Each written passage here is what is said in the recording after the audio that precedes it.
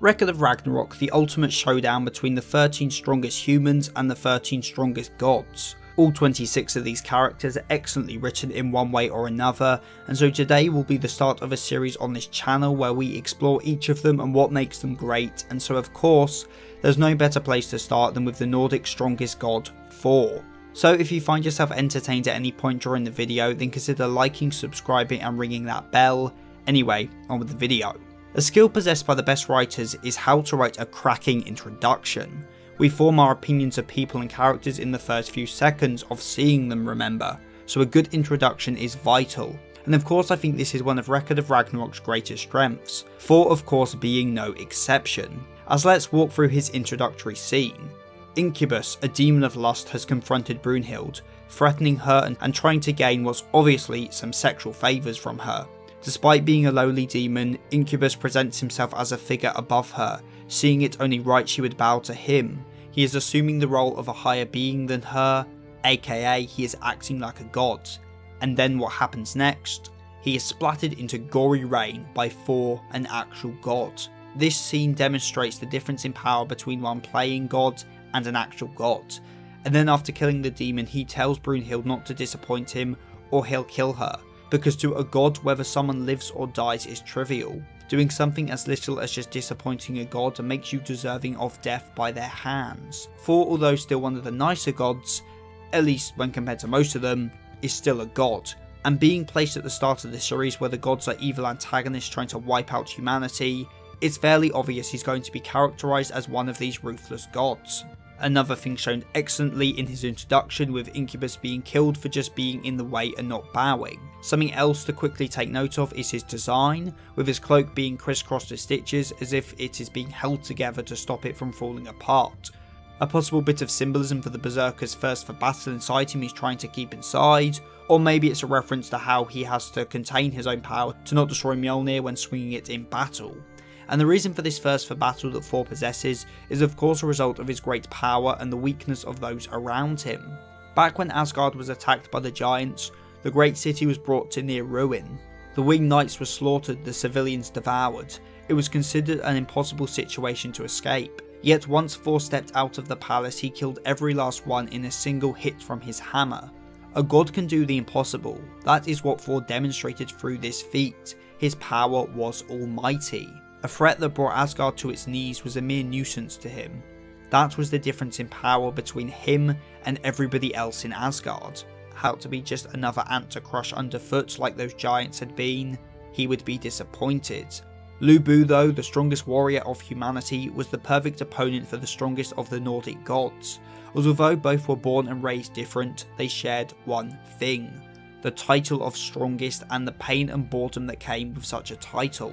Lu Bu was the first in a long time to match Thor's blow, and then after using his sure kill move, Thor's hammer, the one to end up injured was not Lu Bu, but Thor himself. Lu Bu was shaping up to be the opponent Thor was looking for, and as the narration stated, if they'd been born in the same time or place, no, even as the same race, they would have been rivals. Thor sought someone who wouldn't die in one shot. He sought out a rival who he could fight with all his strength. And then even more importantly, Lu Bu destroyed Thor's garment, Jungripa, and in that moment humanity overcame their creators. Thor for one moment was bested.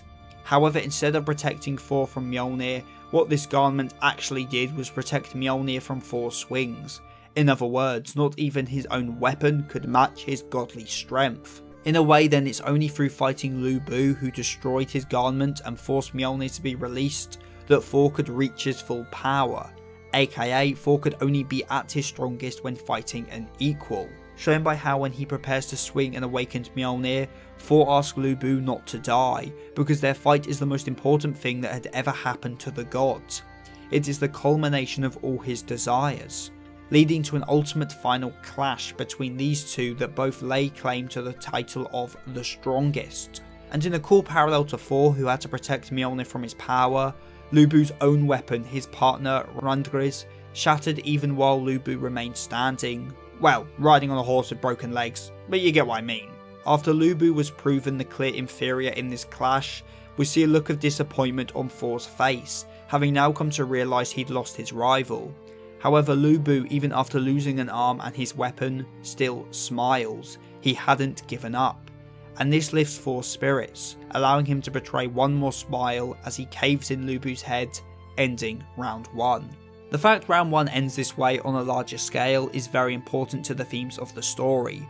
Thor's backstory emphasised his power and strength, and his victory came due to a simple difference in base stats. His weapon shattered Lu Bu's, his body was naturally more durable. Lu Bu was simply mortal, and in a pure power struggle he could not match Thor's divine body. What round 1 showed was that although the humans could match the gods, they still weren't divine. Thor was just built different.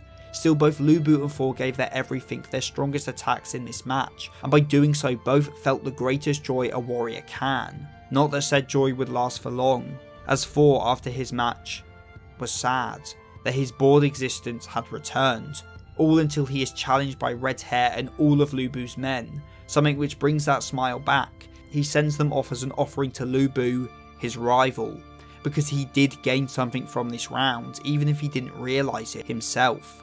He gained an understanding that he was able to use his full power and prove his might as the true unrivaled strongest under the heavens.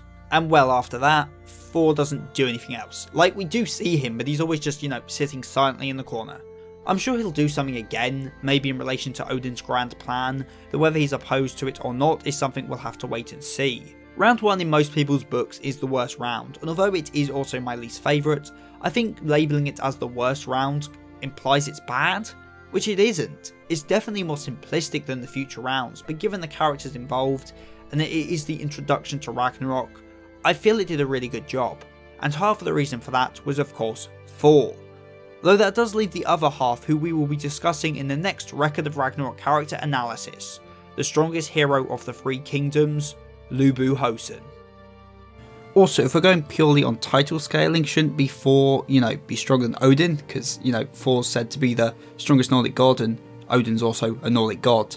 That's just something fun for the power scalers to think about. And if you want to support this channel even further, then perhaps pledge to my Patreon, or become a channel member so you can get your name at the end of the video, like Hikari Desu, Rinjak9696, General Tonyos, Mr. Sputum and Matthias Rowett. So with all that said and done, I've been Seth the Sin, the Deadly Sin of Geek, and I'm signing out. Stay safe everyone.